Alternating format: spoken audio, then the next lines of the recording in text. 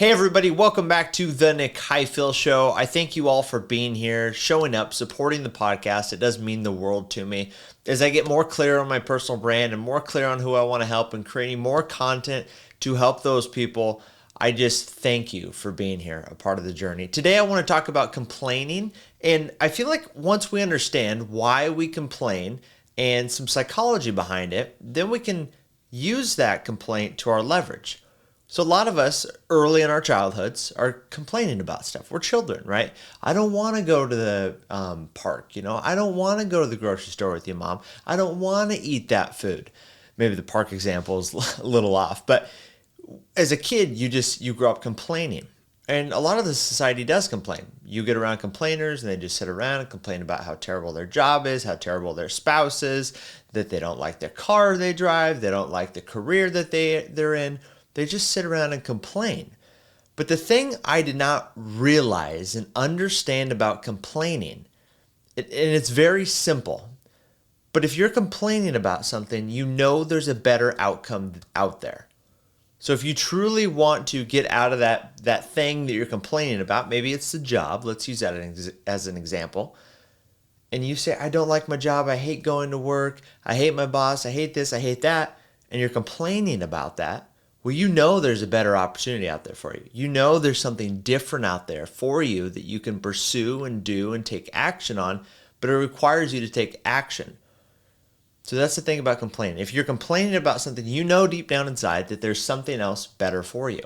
Think about gravity, for instance. When was the last time you complained about gravity? It's just how it is. We're on Earth, right? Unless somebody in space is listening to me, right? We're on Earth. Gravity's a thing. We don't just walk around complaining about gravity because it's just reality. That's what we live with. But if you don't like that job you're in, if you don't like that relationship you're in, if you don't like the current situation that you're in and you're complaining about it and find yourself complaining about it, you can absolutely change that situation and get the better outcome that you want. And you might not know what the better outcome is. You might be like, okay, Nick, great idea, but how do I know what the better outcome is? And I'll show you that at the end of this. But one thing is when COVID came around, I think a lot of us were thrown for a loop and in different states, in different stages in our life. And I complained and blamed everything on COVID. COVID sucks. These masks suck. My business is down. I'm not successful because of COVID. And I was just complaining about it. And if I would have understood that framework when COVID was more prevalent in our community, and I realized that myself just complaining about it, I knew deep down inside there's a better outcome, I think things would have looked a lot different. I would have worked a little harder, wouldn't have been so relaxed. I would have pushed through a few things. I would have found where I really, truly wanted to be and worked towards that, came up with a plan and worked towards that. But instead, I just sat around complaining, oh, this sucks. I hate this. I just complained. But knowing that if you complain, you deep down know there's a better outcome there, I think serves you really, really well. And we truly do hold ourselves back. I mean, can you imagine if you were 30, 40, 50, 60 complaining about the same thing over and over and over, like your job, and you worked at a career for 10, 15, 20, 30 years, and you're complaining about that job every day? Why not make a change? Why not switch something? So as a young person in their 20s, and a lot of you are in your 20s, if you're complaining about something now, get down to the deep root cause of why you're complaining, and then what that better outcome is that you want. Let's use a job as an example, okay? It's a very simple example to use. If you're complaining about the current job that you're in, I just want you to pull out a piece of paper and write down, what do I need to do to get from, write the job, to where I want to be? And think about, where do you want to be?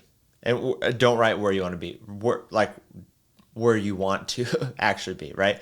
Like instead of working at Target, you want to work at Intel, right? You want to be on their graphic design team. So figure out what you need to do to get there and make a list of your best educated guess. Okay, I need to go to college. Okay, I need to go to a community college instead of a 4-year college, or I need to contact somebody and apply at Intel. Maybe I need to get in as a front receptionist and then I can work my way up to a graphic designer. Whatever method that is, I want you to write that out and answer your own questions. Deep down inside, you know the steps that you need to do. We sit there and you're like, oh, I really should call, or I really should apply for that job, or I really need to do this, but we never take action on it. So from where you're at to that desired outcome, write your best educated guess of how to even get there. Okay, so I want you to get out of complaining and blaming mode, but you want to write down, okay, I'm here, I want to get here. First step I need to take is this, and you just keep writing all your steps. And then you might need to reorganize your steps, or your steps might not work in order. But the first thing you do on that list, don't worry about anything else on that list. Don't get overwhelmed by the other steps on there. Just focus on the first step, and then the second step, and then the third step. So if that transition from working at Target to get you to the Intel graphic design team, and that first thing is update your resume and send it to somebody at Intel, well then do that and focus on that. And then go to the second one, and then go to the third one. My main thing here is, though, when we complain, we know there's a better outcome, but to get that better outcome requires risk. And to think about how risky it can be to leave that job, you worry about, what's my family going to say about me? What are my friends going to say about me? What am I going to think of myself? Am I a failure because I, was working at Target in the first place, or like that I want to leave, and my peers there, my coworkers, they don't think I should leave. They want me to stay. So you have fear when you want to when you want to switch things up, and you want to, when you want to make a bolder move. And that's okay. That's just part of the process. And that's part of the next chapter in life, is the fear. But just get clear on those steps and just focus on one at a time. So then you don't have to sit around and complain for years. The crazy thing is I've said it before on this podcast, but we don't know when our last day is. We could be dead tomorrow. Our heart could stop tonight. I mean, the chances of that are very, very, very slim. But just think about it. If you died next year, would you be fulfilled of where you're at? Would you be following your dreams? Would you be following what you're doing? Or would you be sitting around complaining to everybody?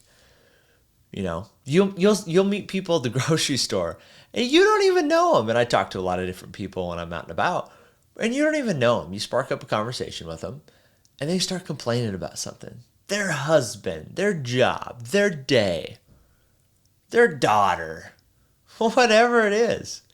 They just start complaining to you. And you're like, whoa.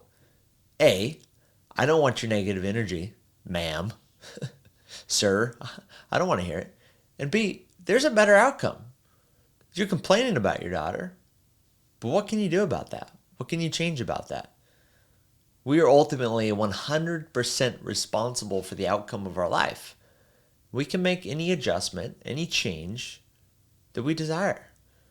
We just have to have a plan, an action plan, and follow that plan step by step until we get the desired outcome.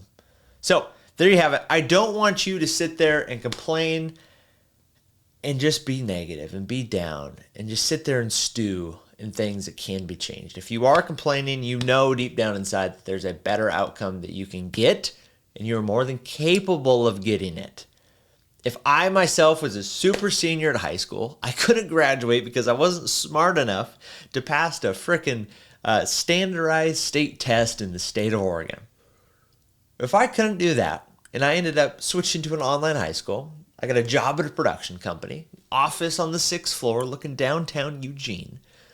If I could do that and then start my own business immediately after working at that company, and have had consistent flow of clients and money come in to the business, why can't you follow your dreams? Why can't you make that bold move? I'm just a goofy kid at the end of the day that couldn't graduate high school on time. And a lot of you listening that know me and that are in the same age range, in your 20s, you know that you can step up to the plate and take big action today. So there you have it. I hope you guys have a wonderful rest of your day. Thank you for tuning in. Every single Monday, I'm dropping a new episode.